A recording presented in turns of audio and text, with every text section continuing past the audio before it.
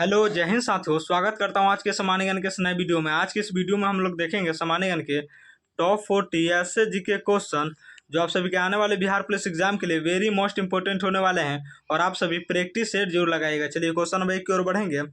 Question number 1 में पूछा जा रहा है, बिहार में तारापुर शहीद दिवस किस तिथि को मनाया जाता है। बिहार में तारापुर शहीद दिवस किस तिथि को मनाया जाता है। तो आपको याद रखना है 15 फरवरी को मनाया जाता है। बिहार में तारापुर शहीद दिवस किस तिथि को मनाया जाता है, 15 फरवरी को। क्वेश्चन नंबर 1 का ये बिल्कुल सही जवाब हो जाएगा। चलिए क्वेश्चन नंबर 2 की ओर बढ़ेंगे। क्वेश्चन नंबर 2 में पूछा जा रहा है, मगध साम्राज्य की प्रथम राजधानी कौन सी थी। मगध साम्राज्य की प्रथम राजधानी कौन सी थी। तो आपको याद रखना है गिरिवर्ज राजगिरी। मगध साम्राज्य की प्रथम राजधानी कौन सी थी, गिरिवर्ज राजगिरी। क्वेश्चन नंबर 2 का सी बिल्कुल सही जवाब हो जाएगा। चलिए क्वेश्चन नंबर 3 की ओर बढ़ेंगे। क्वेश्चन नंबर 3 में पूछा जा रहा है, बिहार सोशलिस्ट पार्टी के प्रथम अध्यक्ष कौन थे। तो बिहार सोशलिस्ट पार्टी के प्रथम अध्यक्ष कौन थे, आचार्य नरेंद्र देव। क्वेश्चन नंबर 3 का भी बिल्कुल सही जवाब हो जाएगा, आचार्य नरेंद्र देव। चलिए क्वेश्चन नंबर 4 की ओर बढ़ेंगे। क्वेश्चन नंबर 4 में पूछा जा रहा है, स्वतंत्र भारत के संविधान के तहत बिहार विधानसभा के प्रथम चुनाव कब हुए। स्वतंत्र भारत के संविधान के तहत बिहार विधानसभा के प्रथम चुनाव कब हुए। तो आपको याद रखना है 1952 में प्रथम चुनाव हुए। क्वेश्चन नंबर 4 का सी बिल्कुल सही जवाब हो जाएगा। चलिए क्वेश्चन नंबर 5 की ओर बढ़ेंगे। क्वेश्चन नंबर 5 में पूछा जा रहा है, बिहार के किस जिले में ककोलत जलप्राप्त स्थित है। बिहार के किस जिले में ककोलत जलप्राप्त स्थित है। तो आपको याद रखना है नवादा। क्वेश्चन नंबर 5 का भी बिल्कुल सही जवाब हो जाएगा, नवादा। चलिए क्वेश्चन नंबर 6 की ओर बढ़ेंगे। क्वेश्चन नंबर 6 में पूछा जा रहा है, पुराणों के अनुसार मगध का प्रथम राजवंश कौन सा था। पुराणों के अनुसार मगध का प्रथम राजवंश कौन सा था। तो याद रखना है प्रथम राजवंश कौन सा था, बृहदर्थ वंश था, बृहदर्थ वंश। पुराणों के अनुसार मगध का प्रथम राजवंश कौन था, बृहदर्थ वंश था। क्वेश्चन नंबर 6 का सी बिल्कुल सही जवाब हो जाएगा। चलिए क्वेश्चन नंबर 7 की ओर बढ़ेंगे। क्वेश्चन नंबर 7 में पूछा रहा है, बिहार का अद्वितीय त्यौहार छठ पूजा किस माह में मनाया जाता है। बिहार का अद्वितीय त्यौहार छठ पूजा किस माह में मनाया जाता है। तो आपको याद रखना है चैत्र और कार्तिक में मनाया जाता है। बिहार का अद्वितीय त्यौहार छठ पूजा किस माह में मनाया जाता है, चैत्र और कार्तिक में। क्वेश्चन नंबर 7 का ये बिल्कुल सही जवाब हो जाएगा। चलिए क्वेश्चन नंबर 8 की ओर बढ़ेंगे। क्वेश्चन नंबर 8 में पूछा जा रहा है, बिहार में स्वराज्य दल का गठन किसने किया था। बिहार में स्वराज्य दल का गठन किसने किया था, याद रखेंगे श्री कृष्ण सिंह। क्वेश्चन नंबर 8 का ये बिल्कुल सही जवाब हो जाएगा, श्री कृष्ण सिंह। चलिए क्वेश्चन नंबर 9 की ओर बढ़ेंगे। क्वेश्चन नंबर 9 में पूछा जा रहा है, गंडक नदी बिहार के किस स्थान पर गंगा से मिलती है। गंडक नदी बिहार के किस स्थान पर गंगा से मिलती है। तो आपको याद रखना है किस स्थान पर गंगा से मिलती है, सोनपुर। गंडक नदी बिहार के किस स्थान पर गंगा से मिलती है, सोनपुर नदी के पास। क्वेश्चन नंबर 9 का सी बिल्कुल सही जवाब हो जाएगा। चलिए क्वेश्चन नंबर 10 की ओर बढ़ेंगे। क्वेश्चन नंबर 10 में पूछा जा रहा है, बिहार में सर्वाधिक वर्षा वाला जिला कौन सा है। तो बिहार में सर्वाधिक वर्षा वाला जिला कौन सा है, किशनगंज। क्वेश्चन नंबर 10 का भी बिल्कुल सही जवाब हो जाएगा, किशनगंज। चलिए क्वेश्चन नंबर 11 की ओर बढ़ेंगे। क्वेश्चन नंबर 11 में पूछा रहा है, वर्ष 1922 में भारतीय राष्ट्रीय कांग्रेस का नया अधिवेशन किसकी अध्यक्षता में हुआ। वर्ष 1922 में भारतीय राष्ट्रीय कांग्रेस का गया अधिवेशन किसकी अध्यक्षता में हुआ। तो याद रखना है चित्तरंजन दास की अध्यक्षता में हुआ था। वर्ष 1922 में भारतीय राष्ट्रीय कांग्रेस का गया अधिवेशन किसकी अध्यक्षता में हुआ था, चित्तरंजन दास। क्वेश्चन नंबर 11 का भी बिल्कुल सही जवाब हो जाएगा, चित्तरंजन दास की अध्यक्षता में हुआ था। चलिए क्वेश्चन नंबर 12 की ओर बढ़ेंगे। क्वेश्चन नंबर 12 में पूछा रहा है, बिहार विधानसभा में वर्तमान में अनुसूचित जनजाति एसटी के लिए कितनी सीटें आरक्षित है। बिहार विधानसभा में वर्तमान में अनुसूचित जनजाति एसटी के लिए कितनी सीटें आरक्षित हैं। तो याद रखना एसटी जाति के लिए कितनी सीटें आरक्षित है, 2 सीटें आरक्षित है। क्वेश्चन नंबर 12 का ये बिल्कुल सही जवाब हो जाएगा, 2 सीटें आरक्षित है। चलिए क्वेश्चन नंबर 13 की ओर बढ़ेंगे। क्वेश्चन नंबर 13 में पूछा जा रहा है, बिहार का वह जिला जो पश्चिम बंगाल और नेपाल दोनों की सीमा को स्पर्श करता है। बिहार का वह जिला जो पश्चिम बंगाल और नेपाल दोनों की सीमा को स्पर्श करता है। तो याद रखना है किशनगंज जो है नेपाल, जो बंगाल और नेपाल दोनों की सीमा को स्पर्श करता है। क्वेश्चन नंबर 13 का सी बिल्कुल सही जवाब हो जाएगा, किशनगंज। चलिए क्वेश्चन नंबर 14 की ओर बढ़ेंगे। क्वेश्चन नंबर 14 में पूछा जा रहा है विक्रमशिला गंगेटिक डॉल्फिन अभयारण्य बिहार के किस जिले में है। विक्रमशिला गंगेटिक डॉल्फिन अभयारण्य बिहार के किस जिले में है, तो आपको याद रखना भागलपुर जिले में है। क्वेश्चन नंबर 14 का भी बिल्कुल सही जवाब हो जाएगा भागलपुर। चलिए क्वेश्चन नंबर 15 की ओर बढ़ेंगे। क्वेश्चन नंबर 15 में पूछा जा रहा है बिहार में प्रवाहित होने वाली कौन सी नदी दक्षिण से उत्तर की ओर बहती है। बिहार में प्रवाहित होने वाली कौन सी नदी दक्षिण से उत्तर की ओर बहती है, तो आपको याद रखना दक्षिण से उत्तर की ओर बहती है सोन नदी। क्वेश्चन नंबर 15 का डी बिल्कुल सही जवाब हो जाएगा। चलिए क्वेश्चन नंबर 16 की ओर बढ़ेंगे। क्वेश्चन नंबर 16 में पूछा जा रहा है बिहार विधानसभा के प्रथम अध्यक्ष कौन थे। तो बिहार विधानसभा के प्रथम अध्यक्ष कौन थे, राम दयालु सिंह। क्वेश्चन नंबर 16 का ये बिल्कुल सही जवाब हो जाएगा राम दयालु सिंह। चलिए क्वेश्चन नंबर 17 की ओर बढ़ेंगे। क्वेश्चन नंबर 17 में पूछा जा रहा है बिहार में स्थित बराबर की गुफाएं किस काल की है। तो बिहार में स्थित बराबर की गुफाएं जो है किस काल की हैं, तो आपको याद रखना है मौर्य काल की है। बिहार में स्थित बराबर की गुफाएं किस काल की है, मौर्य काल की। क्वेश्चन नंबर 17 का भी बिल्कुल सही जवाब हो जाएगा। चलिए क्वेश्चन नंबर 18 की ओर बढ़ेंगे। क्वेश्चन नंबर 18 में पूछा जा रहा है बिहार का सबसे पुराना चर्च कौन सा है। तो बिहार का सबसे पुराना चर्च कौन सा है, पादरी की हवेली है। बिहार का सबसे पुराना चर्च कौन सा है, पादरी की हवेली। क्वेश्चन नंबर 18 का ये बिल्कुल सही जवाब हो जाएगा। चलिए क्वेश्चन नंबर 19 की ओर बढ़ेंगे। क्वेश्चन 19 से पूछा जा रहा है बिहार में होम रूल लीग के अध्यक्ष कौन थे। बिहार में होम रूल लीग के अध्यक्ष कौन थे, तो आपको याद रखना है मजहरुल हक। बिहार में होम रूल लीग के अध्यक्ष कौन थे, मजहरुल हक।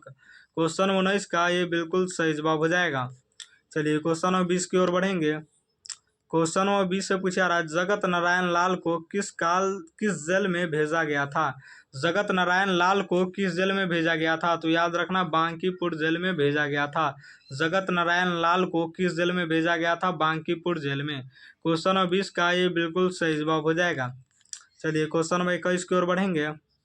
क्वेश्चन नंबर 21 से पूछा जा रहा है बिहार के किस स्थान पर भारतीय राष्ट्रीय कांग्रेस का 1912 का अधिवेशन हुआ था।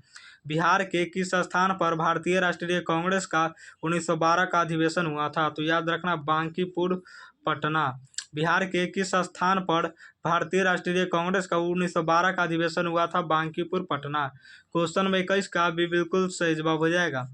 चलिए क्वेश्चन नंबर 22 की ओर बढ़ेंगे। क्वेश्चन नंबर 22 से पूछा जा रहा है बिहार के राजकीय पक्षी का नाम क्या है। तो बिहार के राजकीय पक्षी का नाम गौरैया है। क्वेश्चन नंबर 22 का ये बिल्कुल सही जवाब हो जाएगा गौरैया। चलिए क्वेश्चन नंबर 23 की ओर बढ़ेंगे। क्वेश्चन नंबर 23 से पूछा जा रहा है बिहार की कौन सी नदी अपनी दिशा बदलने के लिए सबसे प्रसिद्ध है। बिहार की कौन सी नदी अपनी दिशा बदलने के लिए सबसे प्रसिद्ध है, तो याद रखना है कोसी नदी। क्वेश्चन नंबर 23 का भी बिल्कुल सही जवाब हो जाएगा कोसी नदी। चलिए क्वेश्चन नंबर 24 की ओर बढ़ेंगे। क्वेश्चन नंबर 24 से पूछा जा रहा है बिहार में किसान सभा की स्थापना किसके द्वारा की गई थी।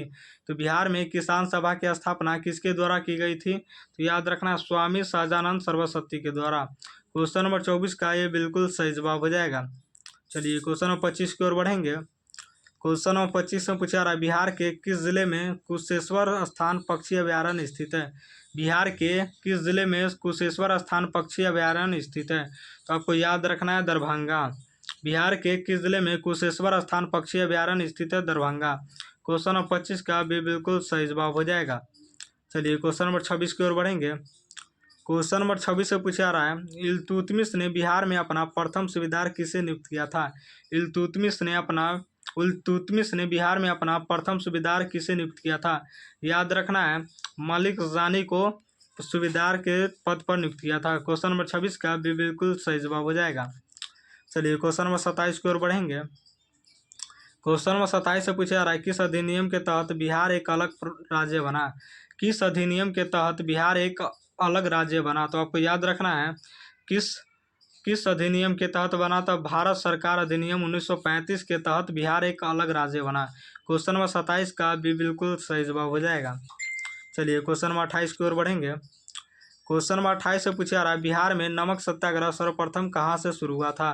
तो बिहार में नमक सत्याग्रह जो है सर्वप्रथम कहाँ से शुरू हुआ था, चंपारण और सारण से। क्वेश्चन नंबर 28 का ये बिल्कुल सही जवाब हो जाएगा। चलिए क्वेश्चन नंबर 29 की ओर बढ़ेंगे। क्वेश्चन नंबर 29 से पूछा जा रहा है बिहार के किस जिले में तेल शोधक कारखाना ऑयल रिफाइनरी स्थित है। बिहार के किस जिले में तेल शोधक कारखाना ऑयल रिफाइनरी स्थित है? तो आपको याद रखना है बेगूसराय बरौनी। क्वेश्चन नंबर 29 का बी बिल्कुल सही जवाब हो जाएगा, बेगूसराय बरौनी। चलिए क्वेश्चन नंबर 30 की ओर बढ़ेंगे।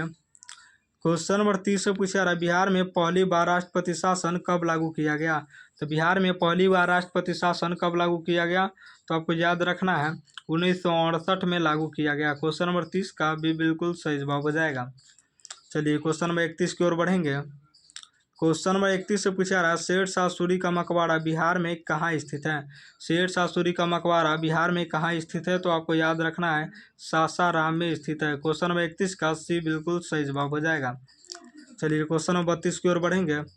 क्वेश्चन नंबर 32 से पूछा रहा सदाकत आश्रम की स्थापना किसने की थी? सदाकत आश्रम की स्थापना किसने की थी? मजहरुल हक ने। क्वेश्चन नंबर 32 का भी बिल्कुल सही जवाब हो जाएगा, मजहरुल हक। चलिए क्वेश्चन नंबर 33 की ओर बढ़ेंगे। क्वेश्चन नंबर 33 में पूछा रहा है बिहार में घाघरा नदी गंगा में कहाँ मिलती है?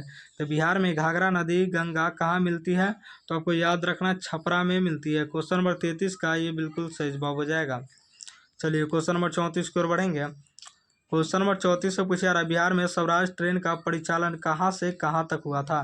तो बिहार में स्वराज ट्रेन का परिचालन कहाँ से कहाँ तक हुआ था? याद रखना है हाजीपुर से मुजफ्फरपुर तक हुआ था। क्वेश्चन नंबर 34 का भी बिल्कुल सही जवाब हो जाएगा। चलिए क्वेश्चन नंबर 35 की ओर बढ़ेंगे। क्वेश्चन नंबर 35 से पूछा रहा बिहार के किस नृत्य को गुजरात के गरबा के समान माना जाता है?